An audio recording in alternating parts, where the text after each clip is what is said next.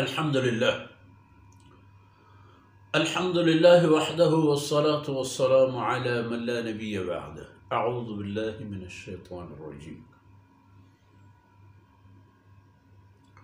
هو الذي أنزل السكينة في قلوب المؤمنين ليزدادوا إيمانا مع إيمانهم ولله جنود السماوات والأرض وكان الله عليما حكيما.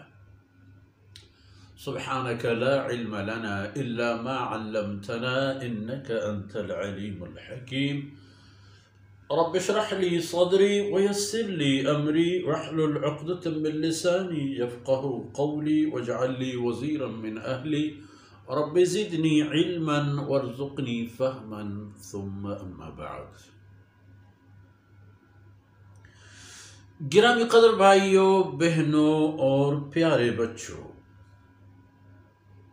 حدیبیہ کی باتیں ہیں، صلح حدیبیہ کی باتیں، صلح حدیبیہ فتح مبین، فتوحات کی بنیاد، فتوحات کی چابی، یہیں سے فتوحات کا وہ سلسلہ شروع ہوا جو پھر کبھی ختم نہیں ہوا، جو آن حضرت صلی اللہ علیہ وسلم کی خلفائے راشدین کے دور کو چھوتے ہوئے آگے بڑھتا گیا، بڑھتا چلا جاتا ہے۔ کوئی زمانہ ایسا نہیں آیا کہ علم، عمل، تعلیم اور اصول و قوانین کی بنیاد پر ثابت ہو کہ نعوذ باللہ اسلام نے شکست کھائی ہے، قرآن نے شکست کھائی ہے، رسول اللہ صلی اللہ علیہ وسلم کی تعلیمات ناکارہ ہو چکے ہیں، نعوذ باللہ۔ دنیا نے دیکھا ہے تو ایسی کوئی بات سامنے نہیں آئی،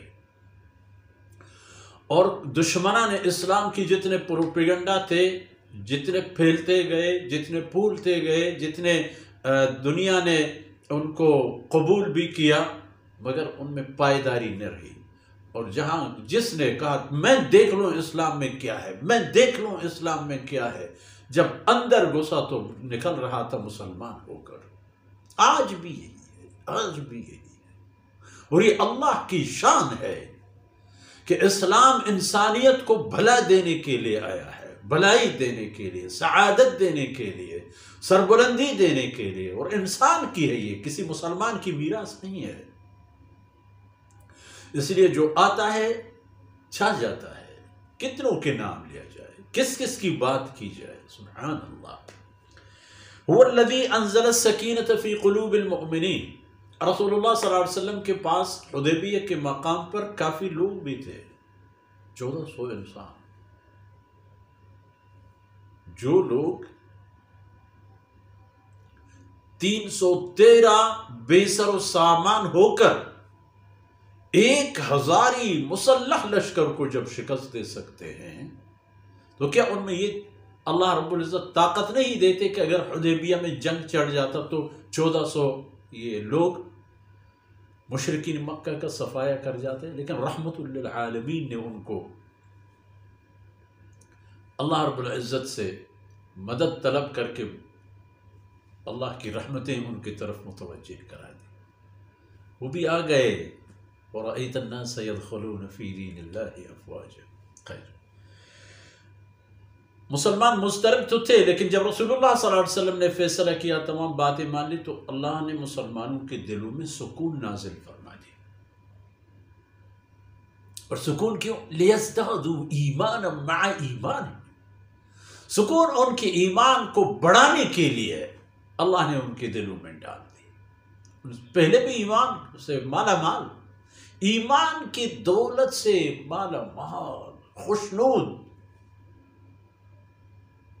اور اس پر اللہ رب العزت نے مزید سکون نازل فرما کر ان کے ایمان کو مزید مضبوط کیا کہ وہ رسول اللہ صلی اللہ علیہ وسلم پر متیقن ہو گئے کہ آپ صلی اللہ علیہ وسلم نے جو کیا ہے صحیح کیا ہے۔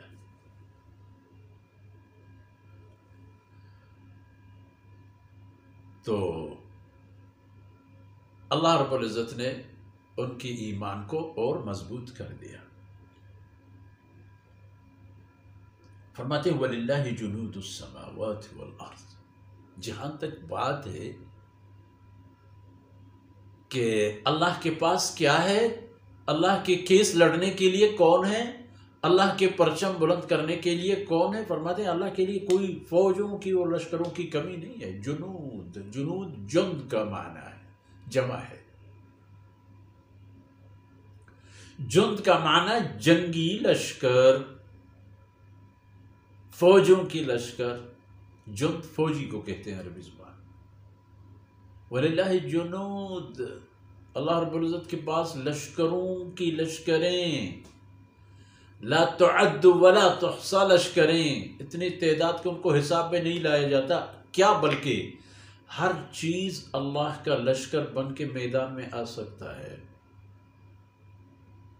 چاہے وہ مچھر مکی ہوں، چاہے وہ مکڑے ہوں، چاہے ابابیل ہوں، سب کچھ لشکر ہیں۔ چاہے زمین کو اللہ حکم دے کے بس ذرا ہل جل جائے، بس چند سیکنڈوں میں لشکروں کا صفایا ہوگا۔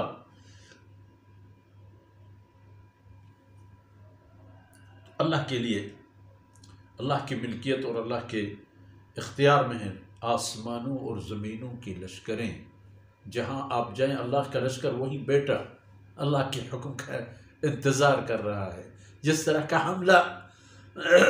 حملے کا حکم ہو اسی طرح کا حملہ۔ وَكَانَ اللَّهُ عَلِيمًا حَكِيمًا، اور اللہ رب العزت ہمیشہ سے ہمیشہ تک ذربین ہے، ذرہ ذرہ کو دیکھنے والا اور جاننے والا، دیکھتا بھی ہے اور جانتا بھی ہے۔ حکیماً، اللہ کی ذات حکمتوں کا مالک ہے۔ کہاں کیا سلوک کرے، کس کے ساتھ کیا معاملہ کرے، یہ اللہ کی حکمت کے تقاضوں کی بنیاد پر ہی ہوتے ہیں۔ اور دیکھ لو آگے کیا ہوتا ہے، آگے بھی دنیا نے دیکھ لی اور بشری تاریخ نے بھی دیکھ لی، بعد میں آنے والوں نے بھی دیکھ لی کہ اللہ رب العزت نے اس رسول کو جو غار حرا سے تنہا اتر کر اللہ کی کبریائی کا اعلان فرما رہے تھے، رہتی دنیا تک دنیا کا پسندیدہ ترین نام رہا، اور اس کا رستہ دنیا کا پسندیدہ ترین رستہ رہا، اور ان کی منزل دنیا کی پسندیدہ ترین منزل رہا۔ ان معروضات کے ساتھ ہی آج کی باتیں اختتام پذیر ہوتی ہیں۔ اللہ رب العزت کوتاہیوں سے درگزر فرمائے، اور جو کچھ عرض کیا گیا ہے میرے اور آپ کے ذخیرہ آخرت بن جائے۔ وصلی اللہ علی نبینا محمد وعلی آلہ وصحبہ۔